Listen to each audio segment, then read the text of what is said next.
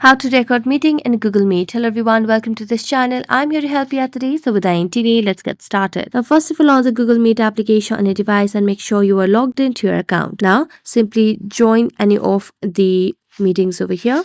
So let's just tap on any of the meetings, and as we tap on any of the meetings to join, let's select on the join option. Now tap on join, simply let's just select over here and then tap on the join option, and as we join, we'll be able to see different options. So let's tap on the three dotted lines at the bottom of the screen, and here we have different sections and different options.